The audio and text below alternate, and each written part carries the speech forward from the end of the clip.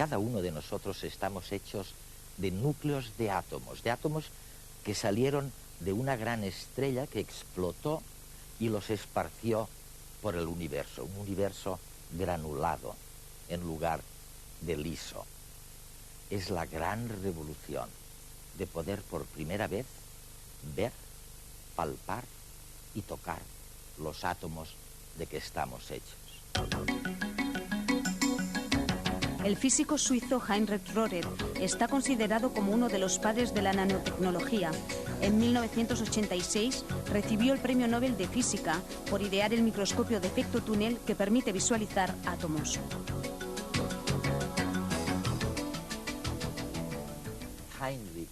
Heinrich Rohrer.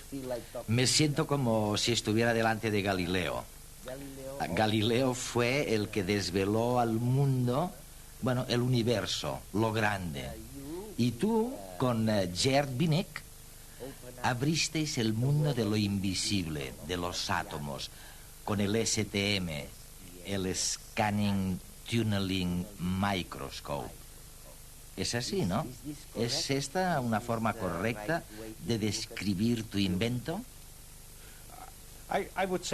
Yo diría que hicimos un avance importante hacia la apertura y comprensión del mundo de lo más diminuto. Desde luego, el microscopio óptico ya existía. Este fue el primer paso al mundo de lo pequeño. Y de hecho, a partir del microscopio óptico también se desarrolló el telescopio, que fue lo que utilizó Galileo. Pero está claro que el primer paso al mundo microscópico fue cuando el microscopio descubrió las bacterias. Después del microscopio óptico vino el microscopio electrónico y otra vez este penetró en el mundo de lo pequeño un poco más. Se pudieron ver los virus, por ejemplo. Esto es, los virus, las células y mucho más allá de lo que se veía con el microscopio óptico. Y creo que el microscopio de túnel y lo que sea que vino después, digamos el microscopio de fuerza atómica, proporcionó un avance más en el mundo de lo muy pequeño.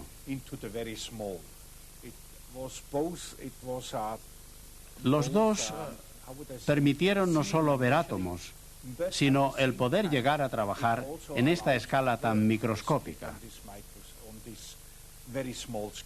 Es divertido. Le estás recordando a nuestra audiencia algo que tendemos a olvidar. Y es que lo primero no fue el telescopio y luego el microscopio, sino que fue al revés. El microscopio fue primero y probablemente Galileo inventó el telescopio porque conocía el microscopio. Bueno, no. Fue un holandés quien inventó el telescopio.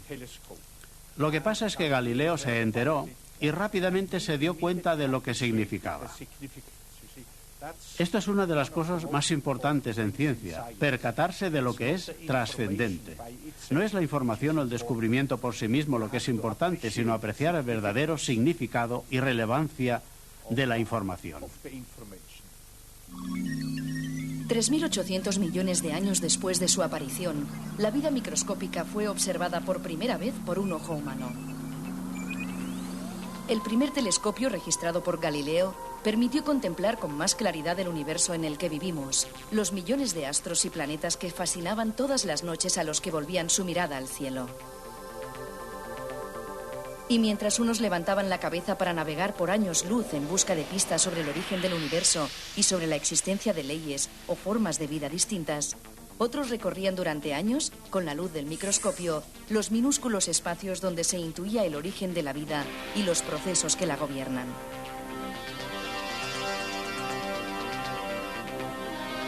Atraído siempre por lo más pequeño, lo más grande, lo más veloz, lo más lejano, el hombre se ha tenido que dotar de cada vez más sofisticados instrumentos para aguzar sus pobres sentidos, incapaces de percibir más allá de su propia escala. Así, el telescopio pasó de un par de pequeñas lentes combinadas al inmenso telescopio espacial de 12 toneladas lanzado fuera de la atmósfera. El universo ya no era un planeta rodeado de estrellas, sino un infinito misterio. En el mundo más cercano, pero no más visible, de la millonésima parte de la escala humana, las lentes se colocaron de distinta manera para descubrir una nueva dimensión. Los primeros microscopios acercaron al ojo humano nuevos seres vivos, pero también el interior de su propio organismo, la red de capilares, los glóbulos rojos de la sangre o los espermatozoides. No bastando con lo que se observaba gracias a la luz, se empleó después el bombardeo de muestras con electrones con el fin de llegar más allá y ver lo que sucedía dentro de una célula, cómo vivía, si es que lo hacía, un virus. Era el microscopio electrónico que no se vio superado hasta 20 años más tarde, en los 80, pero se trató de una ventana a un mundo distinto, no ya a la vida y sus manifestaciones, sino a la propia materia y los elementos básicos de su estructura. El microscopio de efecto túnel desciende a la 1000.000.000ª parte de la escala humana, a la escala atómica, y fue diseñado para la observación de átomos, los ladrillos de la materia. Permite, mediante un software acoplado al microscopio, obtener representaciones de las siluetas de los átomos que componen el material. El entorno atómico es reinterpretado por la técnica para poder ser percibido por nuestros ojos. Y en este punto, no es solo observación y conocimiento. Estos microscopios se han desarrollado hasta el punto de permitir la manipulación de los átomos para moverlos según nos interese y poder en un futuro construir materiales hasta ahora desconocidos. Pero son pocos todavía los instrumentos de los que dispone el ser humano. Pocos para abarcar ese 95% de la realidad que está vedada a nuestros sentidos.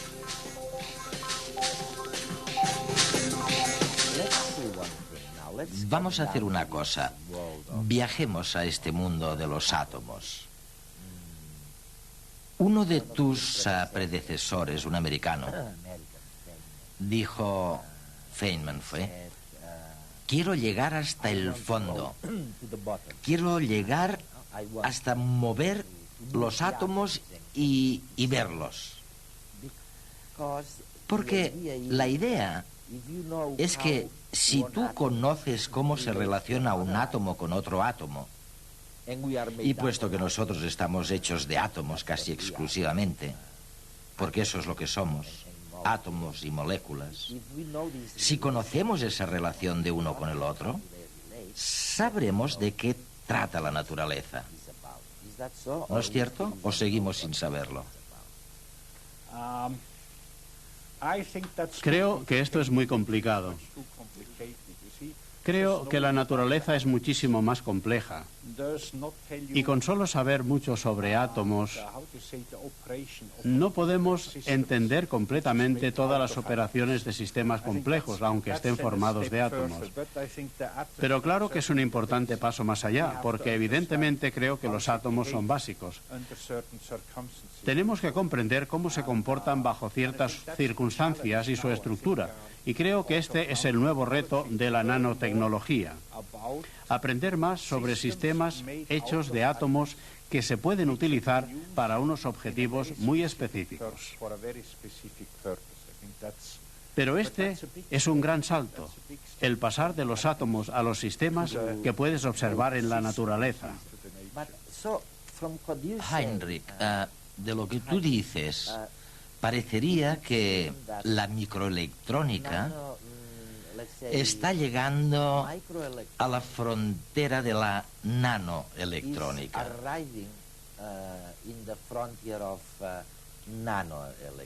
Si estoy en lo correcto, y si no me corriges, el ancho del componente más pequeño de un microcircuito, de un circuito integrado en un ordenador, ha pasado de 10 a 0.7 y luego a 0.3 o lo que sea.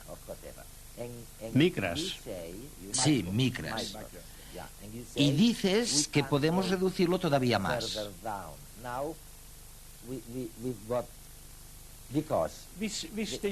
Todavía podemos, y es posible conseguirlo en los próximos 10 años. En 10 o 15 años, todavía podremos hacer lo que estamos haciendo ahora, pero en mucho más pequeño. Si miras cómo funcionan las moléculas de nuestro cuerpo, una molécula reconoce a otra. No se reconoce a la otra molécula gracias a un equipamiento fantástico. Se usa una molécula para reconocer a otra. Y yo diría que este es uno de los principios básicos de la nanotecnología. Reconocer lo que es pequeño por medio de lo que es pequeño. De hecho, así es como lo hace la naturaleza. Y es también lo que hace el STM, el microscopio de efecto túnel. Con el STM, un átomo reconoce a otro átomo que hay en la punta de una aguja si lo acercamos lo suficiente. Este es el principio del STM. Reconocemos a un átomo por medio de otro átomo. Somos capaces de reconocerlo de varias maneras. Por medio de una corriente inducida, y eso es lo que se hace en el microscopio de túnel, o por ejemplo se puede coger una molécula de aquí y otra molécula de aquí y entonces se pueden mirar cómo se juntan, ya que se juntan de manera diferente según los diferentes tipos de molécula.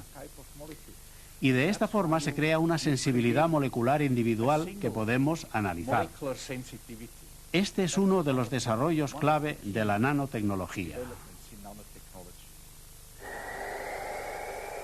La nanociencia es el estudio de las propiedades de los materiales a niveles o a escalas del nanómetro, que es la milésima parte de la millonésima parte del metro. Si comprendemos nosotros los mecanismos de funcionamiento de la materia a esas escalas, podemos entender también las formas que muchas veces la naturaleza nos presenta de autoensamblajes espontáneos o incluso cómo esta capacidad de autoorganización afecta a la materia viva o al cerebro. Para acceder al mundo de la nanoescala, de lo más pequeño, de los átomos y las moléculas, la mejor herramienta es el microscopio de efecto túnel, digamos, los ojos y las manos de la nanotecnología. Nos sirven para ver átomos y moléculas y para manipularlas. El mecanismo del microscopio es muy simple. Consiste en una punta metálica que se acerca a una superficie. Se acerca tanto que se establece entre punta y superficie una corriente eléctrica minúscula que solamente puede explicarse a través de los principios de la física cuántica. Un ejemplo equivalente sería el del altímetro en un avión. Un avión controla la distancia al suelo a través del altímetro. Pues la punta hace exactamente lo mismo. Cuando tiene un obstáculo, se mueve hacia arriba para mantener la misma distancia. Así, moviéndose de un lado al otro de la superficie, una y otra vez, dibuja el perfil de la misma. Tanto en el estudio de la materia como en el estudio de la vida hemos estudiado lo que había. Pero a partir de ahora vamos a poder manipular átomos uno a uno, porque antes esto no era posible, era como desenrollar un sedal con guantes de boxeo, al hecho de que en 1968 un transistor valía $1 y hoy 300.000 transistores valen $1, ¿a dónde nos puede llevar esta ingeniería atómica? Aquí lo que estamos haciendo es como un dispositivo biológico que te permite convertir energía externa, que es en este caso la luz solar, en una reacción interna, que es en el caso del ojo humano la visión. La luz está recogida por una proteína de tipo membrana que tiene muchísimos átomos, pero la molécula encargada de realmente recibir la luz y luego procesarla solo son 28 átomos. Por eso estamos viendo que son nanómetros. Muchos de los procesos biológicos relevantes, tanto en sistemas humanos como en células, medusas y microorganismos, están ligados con procesos de cambio de estructura, que se llaman procesos de isomerización. En todo este proceso lo que va a ocurrir es que se absorbe el fotón, una vez que está absorbido, induce una transformación de la estructura del retinal de cis a trans y se despega. En el proceso de despegarse la retina se produce una corriente que es transmitida al cerebro y es por lo cual nosotros vemos. Otra forma, que es la que podrían proporcionar la nanotecnología, es empezar desde abajo, haciendo las cosas con precisión absoluta, agrupando átomos. Esto tendría un efecto menos destructivo con la naturaleza. En definitiva, sería de aprender la naturaleza y funcionar como funciona ella. Tell me something about the Millipede project. Cuéntame algo sobre el proyecto Millipede. Al parecer se trata realmente de un aparato de almacenamiento, de memoria. No estoy equivocado, ¿no? Si digo que se puede almacenar tanta información, vamos, que el sistema tendrá una capacidad de almacenaje equivalente a 200 ordenadores. Y me dicen que 200 ordenadores es el equivalente de nuestra propia capacidad cerebral. Oye, ¿hacia dónde vamos? Where are we going into? Digamos que un PC moderno tiene un disco duro magnético de unos 40 gigas. Eso es probablemente 10 veces menor de lo que se puede hacer con un milipide muy pequeño. Pero este es solo un aspecto milipide, ya que la idea, lo que realmente buscamos, es tener una densidad de almacenaje mayor. No es solo que necesitemos grandes almacenamientos. Lo que muchas veces se necesita es que, por ejemplo, 100 gigas se almacenen en algo muy pequeño. Nos gustaría poder tener toda esta capacidad en nuestro teléfono móvil. Si se pudieran tener 100 gigas en el móvil, con un principio de almacenamiento diferente al que tenemos ahora, como podría ser el milipide, podemos imaginarnos estar hablando por móvil en un idioma y que la persona lo estuviera escuchando en otro idioma. Increíble. Una de las cosas que se han dicho es que en esta carrera desenfrenada hacia el mundo de lo invisible para nosotros, tendremos que enfrentarnos a problemas. Algunos se pueden resolver, pero otros no se pueden resolver fácilmente. Me refiero al hecho de que cuando se tienen billones de componentes individuales juntos, es difícil resolver los problemas de la disipación del calor. Pero el problema más complicado es el principio de Heisenberg. Es decir, cuando se llega a esta escala tan diminuta, a estos límites, y entras en el mundo cuántico, y allí las cosas se comportan de una manera muy diferente. Es decir, la misma partícula se mueve por caminos diferentes y bueno, y todo lo que uno conoce del mundo cuántico. Quiero decir, ¿has pensado en eso? ¿Crees que esto es un problema real? Creo que esto es cierto. Es un reto, pero por otra parte, nos ofrece muchas posibilidades. En la actualidad ya estamos explotando el comportamiento cuántico de los átomos, aunque de una forma menos evidente de como lo hacemos con la macroescala. No cabe duda de que cada átomo se comporta de una manera cuántica, es decir, que la mecánica cuántica es inherente en cualquier parte de la materia. Pero es un comportamiento muy poco obvio. El comportamiento y las propiedades de cualquier materia en su estado cuántico son muy diferentes. Si se toma una gran piedra y se lanza, se puede calcular con la mecánica clásica de Newton, la normal, no hace falta la mecánica cuántica. Pero en una escala muy pequeña, esta otra física tiene un rol muy importante. Imaginemos que Juan está hambriento.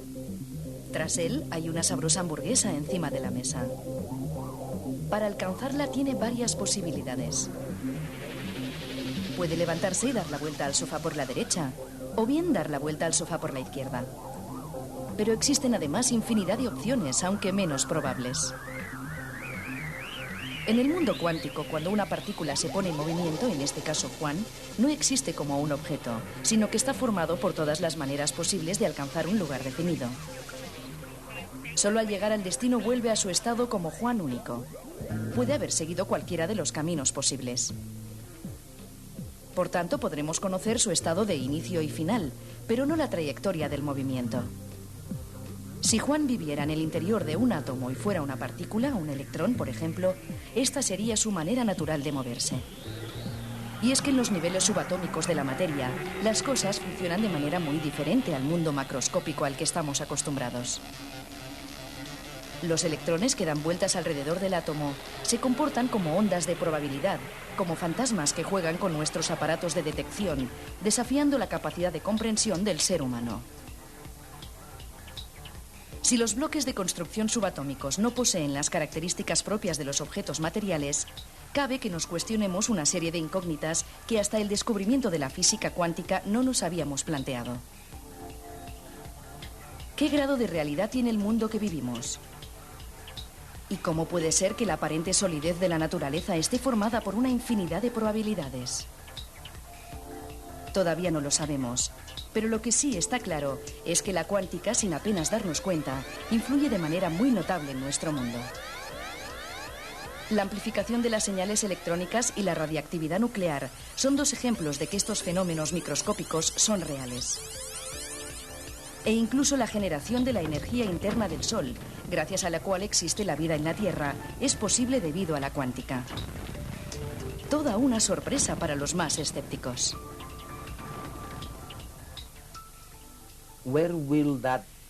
¿Y todo esto a dónde nos va a conducir? Una vez sabemos cómo se comporta una molécula, ¿podríamos aplicarlo a la medicina? Se puede aplicar a cualquier campo. Por ejemplo, puedo imaginarme llevar encima un sensor muy pequeño y que dicho sensor inmediatamente perciba cuando alguien que está cerca de ti tiene la gripe. Eso al final dejaría de ser un problema. Creo que seremos capaces de hacerlo. Pero también habrá que pensar en las consecuencias. Ahora hablamos positivamente de toda esta información que somos capaces de reunir. Pero también alguien podría llegar a decir que la gente perderá su vida privada, porque lo sabemos todo acerca de las personas. Tú dices, lo he leído en uno de tus ensayos sobre nanotecnología, que la nanotecnología abre grandes perspectivas y al mismo tiempo grandes temores. ¿Es un miedo, es una cuestión que te planteas?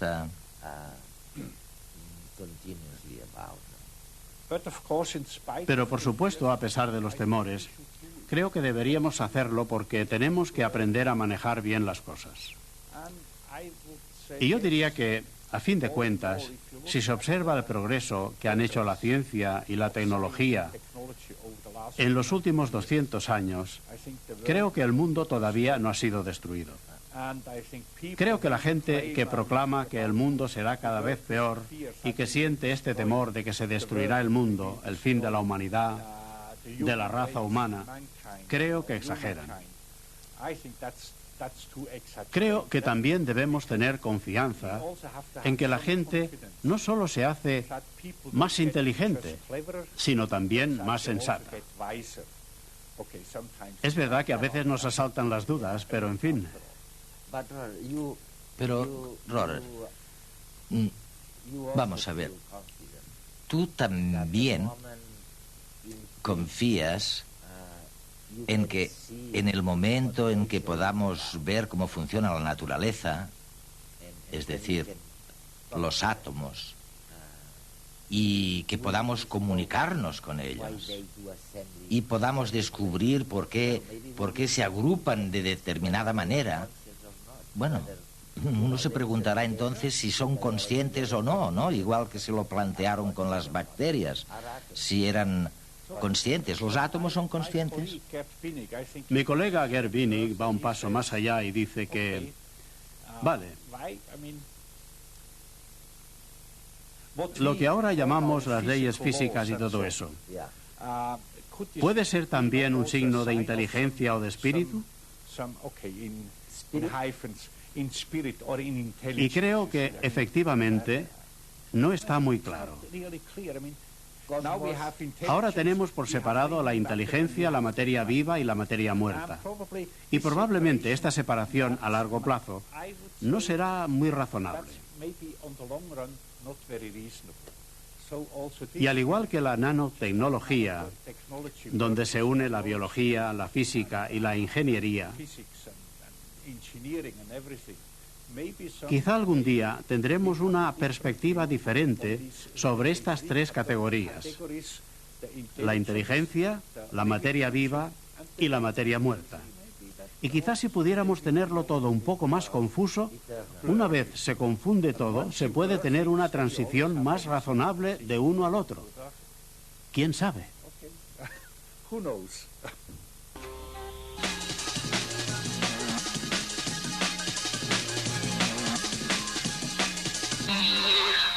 A medio camino entre las agujas hipodérmicas tradicionales y los parches terapéuticos, en el Instituto de Tecnología de Georgia han ideado una solución para desterrar de los centros hospitalarios las temidas agujas. Se trata de unos microdispositivos puntiagudos que no causan dolor. Las agujas son diminutas, aunque tienen la medida necesaria para traspasar la piel y transportar hacia el interior del cuerpo los medicamentos. De momento ya se ha demostrado su elevada eficacia a la hora de inyectar sustancias como insulina y proteínas, así como de extraer sangre sin tener que recurrir a los dolorosos pinchazos en vena. El dispositivo tiene la forma de un parche compuesto por una serie de agujas que producen múltiples incisiones en la dermis, lo que aumenta la permeabilidad de la piel y disminuye el dolor, ya que tan solo atraviesan la capa más externa de la piel, que no posee terminaciones nerviosas.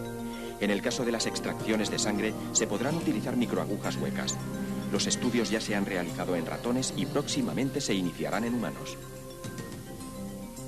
Uno de los proyectos más ambiciosos de la NASA para los próximos años es cuantificar con total exactitud el volumen de lluvia que cae sobre el planeta Tierra. La misión comenzará en el 2008.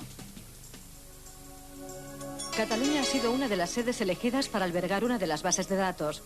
Las otras ubicaciones estarán en Japón, Corea, Oklahoma, Islas Marshall y Reino Unido. La misión consiste en medir la lluvia que cae sobre la Tierra en tiempo real. Los datos procedentes de Cataluña serán representativos del clima mediterráneo. Así, el proyecto permitirá crear modelos meteorológicos más fiables para poder predecir con mayor exactitud fenómenos climáticos como inundaciones o trombas de agua. El Centro Meteorológico de Cataluña cuenta con 3 radares que serán ampliados a 5 en los próximos meses, lo que permitirá analizar 15.000 kilómetros cuadrados de territorio. Será dentro de 4 años cuando la NASA lance el satélite que permitirá empezar la misión. La venta de productos turísticos a través de Internet no para de crecer y cada vez son más los consumidores que deciden contratar sus viajes en una agencia virtual. Según las previsiones, en el año 2005 el 10% de las ofertas se venderán a través del ciberespacio. Pese al constante crecimiento de los servicios vía Internet, los españoles somos los europeos que menos recurrimos a la red a la hora de contratar viajes. Y cuando decidimos entrar en una agencia de viajes virtual, lo hacemos casi exclusivamente para comprar un billete de avión. En este sector los europeos estamos a años luz de Estados Unidos, donde el sector turístico virtual es 5 veces más fuerte que en Europa. Según las previsiones, en tan solo 2 años las ventas serán 8 veces más cuantiosas que en el año 2001. Sin ir más lejos, España ha doblado su facturación en los últimos años y en el 2005 las ventas aumentarán hasta un 5%. Franceses, alemanes y británicos son los europeos que más confían en estos servicios. Hace 2 años, un grupo de altos directivos de Estados Unidos, abrumados por el consumismo y la productividad a cualquier precio, decidieron dar un giro radical a su existencia y optaron por simplificar su vida. El movimiento, conocido como Vida Simple, acaba de desembarcar en Europa. Las bases del foro Vida Simple son: parar el frenético ritmo de vida que padecemos los habitantes de las grandes ciudades, consumir sin derrochar y dedicarnos cada día un tiempo más para ser felices. Es una nueva vuelta de tuerca al sueño americano y una apuesta por nuevas maneras más saludables de encarar la existencia. Los ideólogos del movimiento tienen claro que una vez se tienen cubiertas las necesidades básicas, la felicidad no aumenta con la misma intensidad que prosperamos materialmente. Varios reputados profesionales liberales de sectores tan diversos como la economía, la sociología o la arquitectura han desembarcado en Europa para presentar el modelo de vida simple y enseñar cómo hacer más con menos dinero. En una mina de Minnesota, un equipo de físicos ha creado las condiciones necesarias para investigar las propiedades de la denominada materia oscura del universo. El objetivo es determinar cómo funciona la sustancia que, hasta el momento, no podemos ver y que, según los astrofísicos, constituye buena parte del universo. Aunque la tarea encomendada no es sencilla, los resultados pueden ser cruciales a la hora de conocer el cosmos, su pasado y su futuro. En la actualidad, se cree que la materia ordinaria compuesta por átomos tan solo supone el 4% del universo, mientras que la llamada energía oscura, un ente casi desconocido, representaría el 73% y el 23% restante estaría compuesto por la materia oscura, esa que no podemos observar directamente, por lo que no se puede definir su naturaleza exacta. Si finalmente las investigaciones llegan a buen término, se demostraría que no solo no estamos en el centro del universo, sino que además no estaríamos hechos de la misma materia que la mayor parte de este.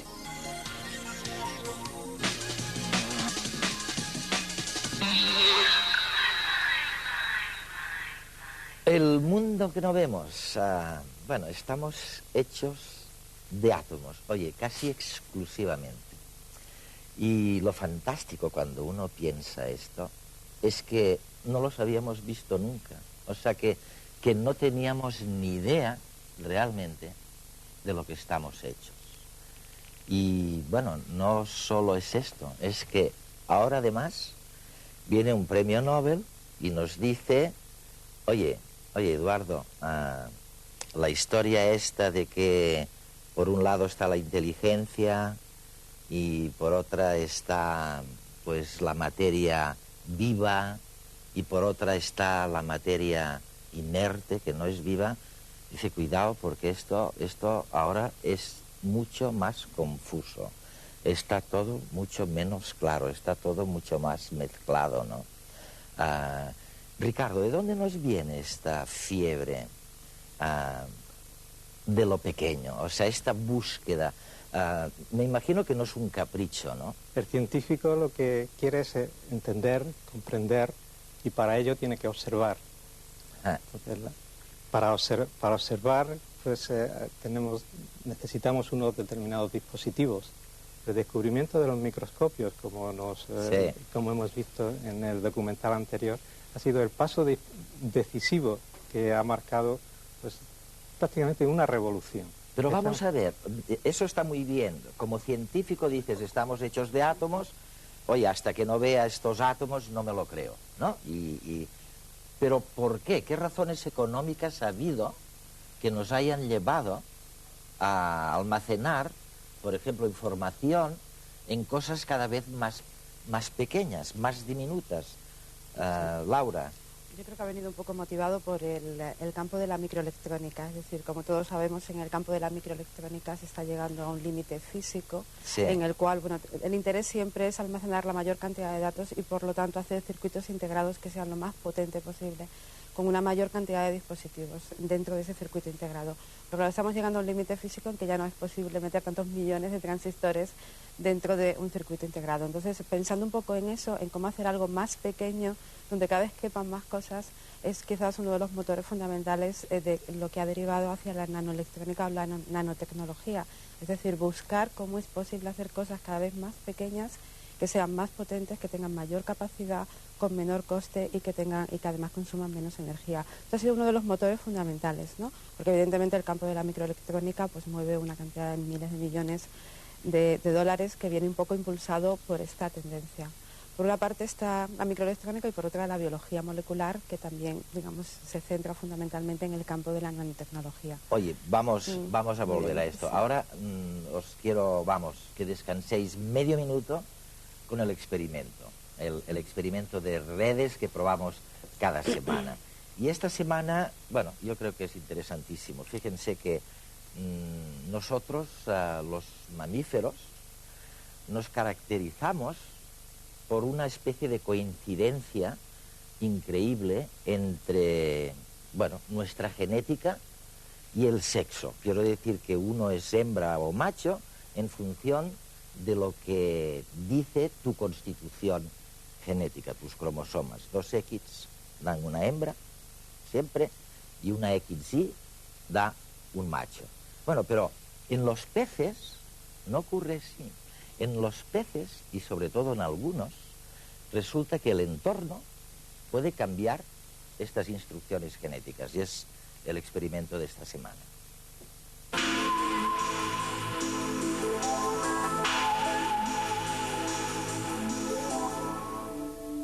En los mamíferos, el sexo de las gónadas es, salvo raras excepciones, fiel reflejo del sexo genético o cromosómico.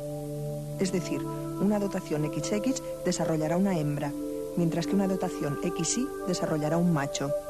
Entre las 26.000 especies de peces, el sexo gonadal puede coincidir o no con el sexo cromosómico, según hayan sido las condiciones ambientales durante el desarrollo del pez. La temperatura puede determinar el sexo en los peces. En el caso de la lubina, que hoy veremos en el Instituto de Ciencias del Mar, una temperatura elevada del agua provocará que crezcan más machos. Las lubinas para estudios experimentales se desarrollan en tanques de cultivo y crecen en condiciones óptimas en torno a los 12 grados centígrados. Si aumentamos la temperatura del agua, pongamos a 25 grados, de peces de 4 meses de vida, individuos que según el sexo cromosómico se desarrollarían como hembras, terminan desarrollándose como machos. Determinar el sexo de las lubinas no es inmediato. Lo tienen tan pequeñito que el diagnóstico se debe realizar con microscopio. Estos estudios tienen luego 4 aplicaciones principales.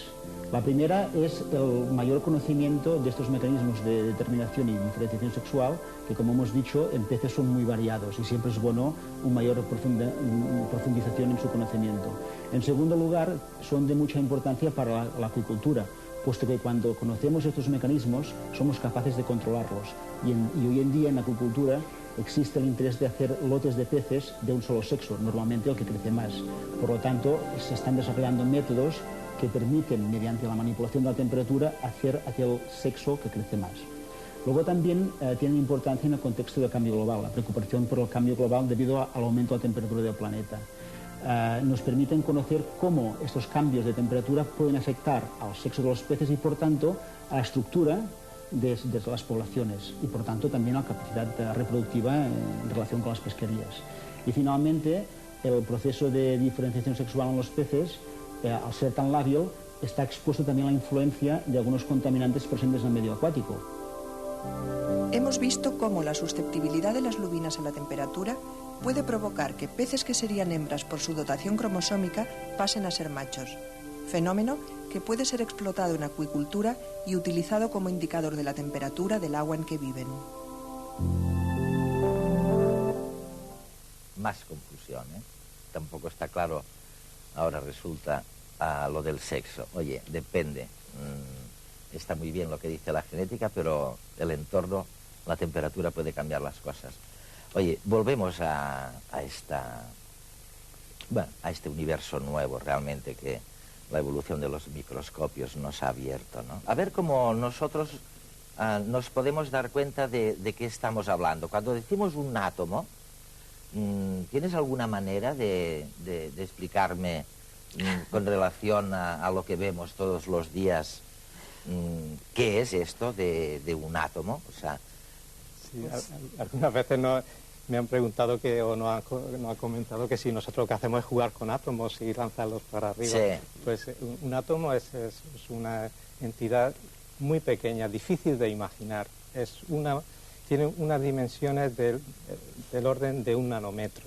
Por eso todo de esto que estamos hablando en el programa de la nanociencia está controlado por este orden de magnitud que es nano. Claro, nano significa una cosa muy pequeñita. Oye, pero un punto. Por ejemplo, una cabeza de alfiler. Una cabeza de alfiler. Si la divides 1.000.000 de veces, eso sería un nanómetro. Eso. O sea, cada parte dividido a 1.000.000 de veces, eso sería un nanómetro. ¿Y cuántos átomos? ¿Millones que habrían en un nanómetro? Por ejemplo, si pones 10 átomos de hidrógeno en fila, esa anchura, eso es un nanómetro. 10 átomos de hidrógeno. 10 átomos de hidrógeno. Así, lo colocas, es un nanómetro, para que te hagas una idea. O un cabello humano, por ejemplo, si lo divides por 1000, serían 100 nanómetros. Oye, muy bien. Entonces, ahora ya tenemos una idea de con lo que están trabajando, ¿no? Con lo que estáis manipulando. Veamos aplicaciones, no concretas, pero detrás de qué vamos. Y me decís, los nanotecnólogos y nanocientíficos, que en los campos de la biomedicina ya hay cosas fantásticas que podríamos hacer, que se están vislumbrando, ¿no? Y te voy a citar una. En quimioterapia, por ejemplo.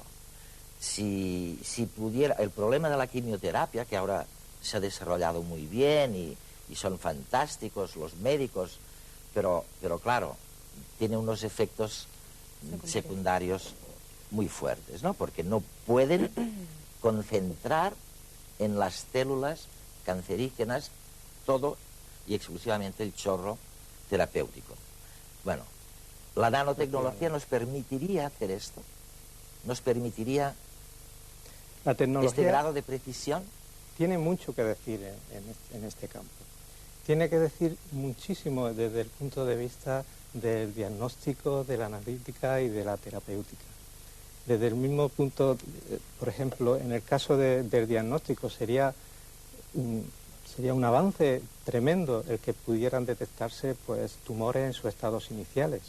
Y cuando el tumor es solamente un par de células, poder enviar allí, reconocer que existen esas células que están mal y poder enviar allí algún medicamento que las ataque.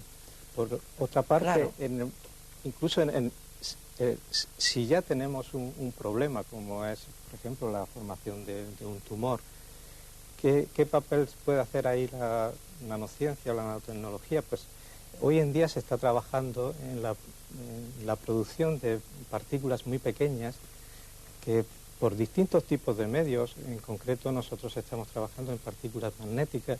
Estas partículas magnéticas se pueden, mediante ciertos recubrimientos y debido a las propiedades magnéticas que tienen, se pueden reconducir hacia donde está ese problema, donde está ese tumor, de manera que lleve el fármaco.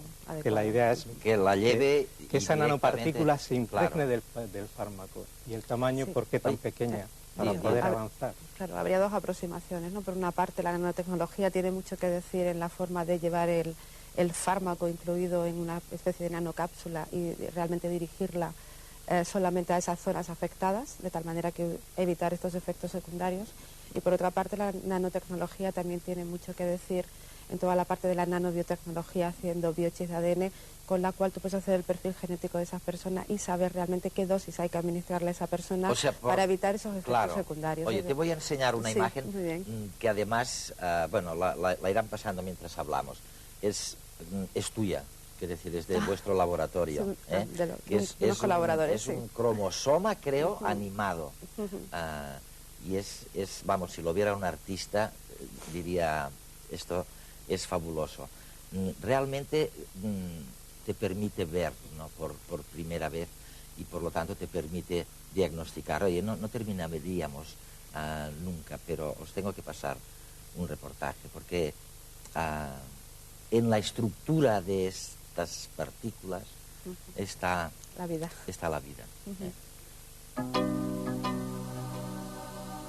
La materia que forman los seres vivos está constituida por los mismos elementos que constituyen la materia inerte.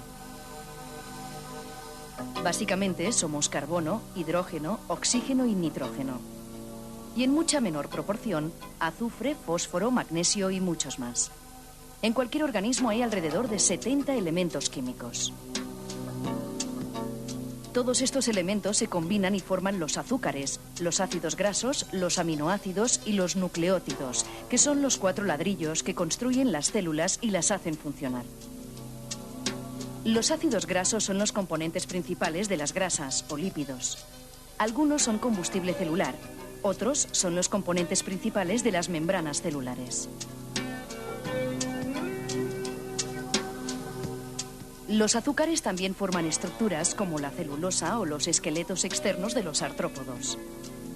Además, son la principal fuente de energía de las células y para ello se almacenan en forma de largas cadenas.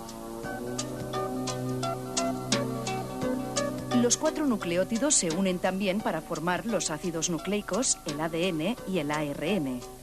Cada individuo tiene una combinación diferente. Y los 20 aminoácidos forman las proteínas, que pueden tener millones de combinaciones como secuencia. Estas combinaciones guían el plegamiento de las moléculas y esta estructura tridimensional es lo que les permite desempeñar sus actividades en la célula. El ADN contiene las instrucciones que le dicen a la célula cómo ser parte de un animal, una planta, un hongo o un microbio. El ARN permite que el lenguaje de 4 letras del ADN se traduzca al lenguaje de 20 letras de las proteínas.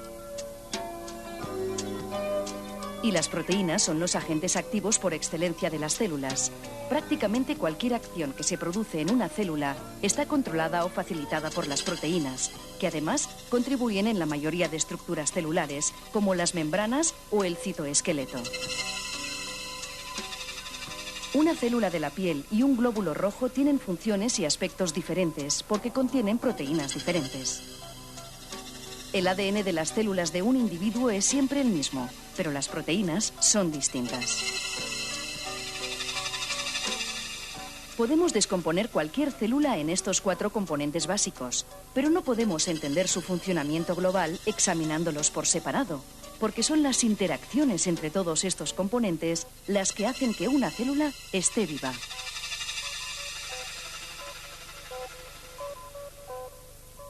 Impresionante, ¿han visto? Yo creo que ha pasado, ¿no? En la pantalla la imagen de este cromosoma moviente.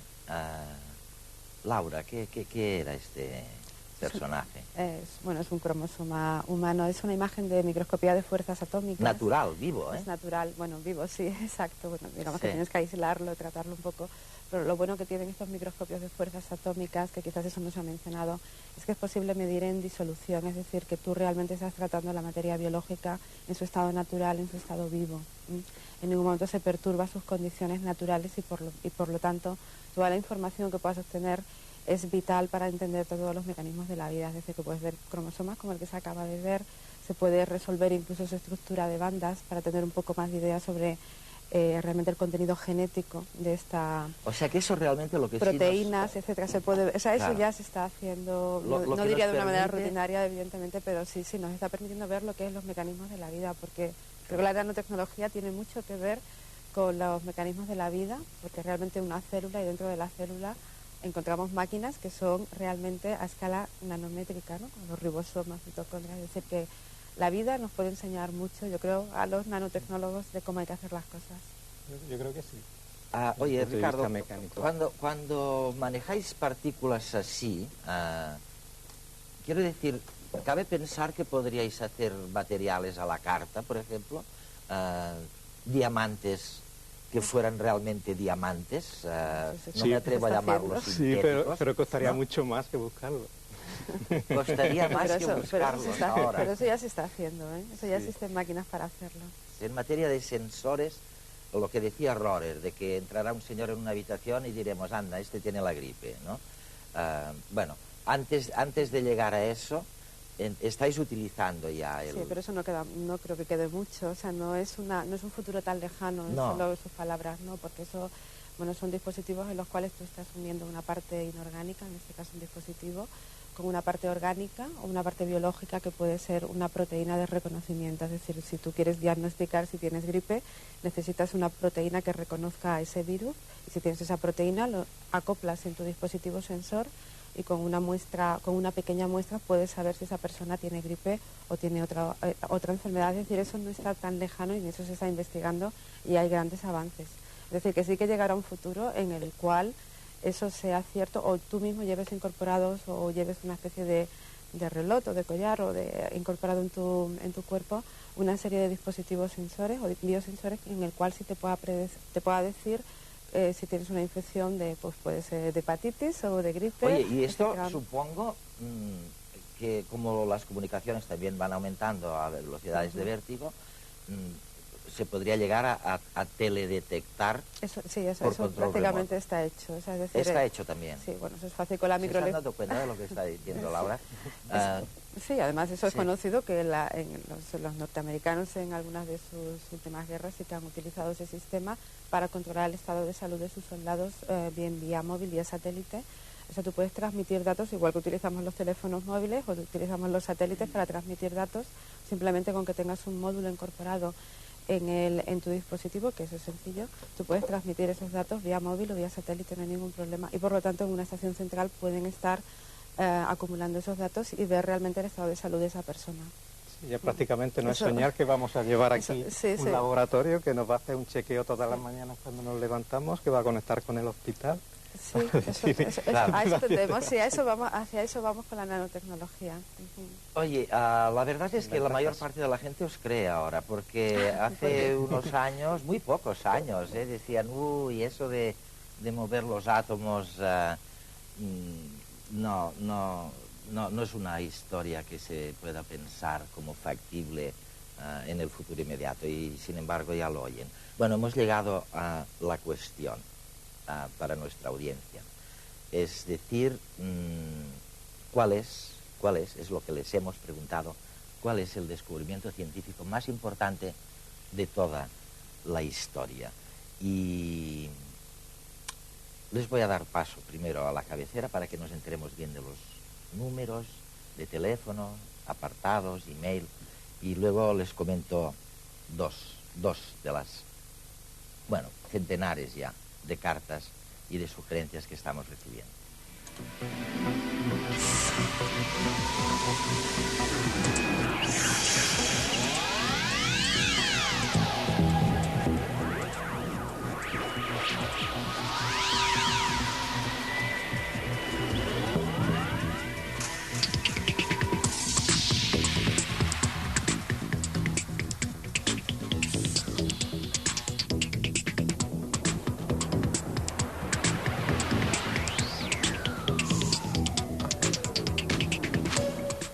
De las sugerencias de esta semana no son las mejores, pero son dos que a mí me han interesado muchísimo. Una es de José Clement, de Elche, y bueno, partiendo del principio de que la energía ni se crea ni se destruye, simplemente se transforma, José hace una disquisición preciosa de lo que somos y por qué somos cromosomos, ¿no? Y luego hay otra de Francisco Caballero que explica muy bien la idea del cambio copernicano, de por qué hemos dejado, ¿no? Y por qué tardamos tanto en darnos cuenta que no éramos el centro del universo. Oye, si tuvierais que escribir o sugerirnos algo en la cuestión, ¿cuál sería para ti, Laura, el descubrimiento que a bote pronto científico que crees más impactante? Hay tantos. Más trascendente, sí. Claro. Yo creo que quizás el genoma humano y todas las consecuencias que va a traer el genoma humano, y que además ha servido también para unir muchas disciplinas ahora mismo, o sea, científicos de muchas disciplinas diferentes. Esta es la gran revolución sí, vuestra. Yo creo que eso quizás ha sido una de las mejores cosas que puede traer la nanotecnología, por una parte, el genoma humano, que está todo bastante relacionado, sí, ¿no? Informáticos, biólogos... Sí, que ahora hay que trabajar de una manera conjunta y realmente aportar todo ese conocimiento, y yo creo que sobre todo, aparte de todo lo que se pueda descubrir, es sobre todo el impacto que va a tener en la sociedad, o sea, los grandes beneficios que puede traer. También hay una parte, digamos, oscura, por así decirlo, sí, vamos a dejarla, como en todos los descubrimientos científicos, pero sobre todo los beneficios. Bien, si se trata de decir en el marco temporal, ¿sí? Ha habido muchos avances significativos que han marcado etapas concretas en el conocimiento. ¿El que más te gusta? Bueno, obviamente el más reciente, en el que nos tiene más entretenidos, creo que va a abrir unas expectativas inusitadas. Es decir, el poder aplicar técnicas basadas en principios mecanocuánticos a la tecnología y al estudio, como los microscopios de fuerza atómica. Dices la incorporación de lo pequeño a nuestros procesos. Va a ser fundamental, del mismo orden que el descubrimiento del transistor lo fue para la electrónica, o del descubrimiento de la ley de inducción electromagnética, que sin el cual no tendríamos ni focos, ni luces, ni energía eléctrica. Ríanse ustedes del descubrimiento del nuevo mundo. Bueno, aquello no fue nada, realmente, comparado con esta posibilidad que tenemos de navegar por el mundo de lo invisible, un mundo muchísimo más grande, y cuyo trato, cuya relación con este mundo va a cambiar nuestras vidas de una manera mucho más clara y tremenda de lo que fue el descubrimiento de América, ¿no? Fíjate.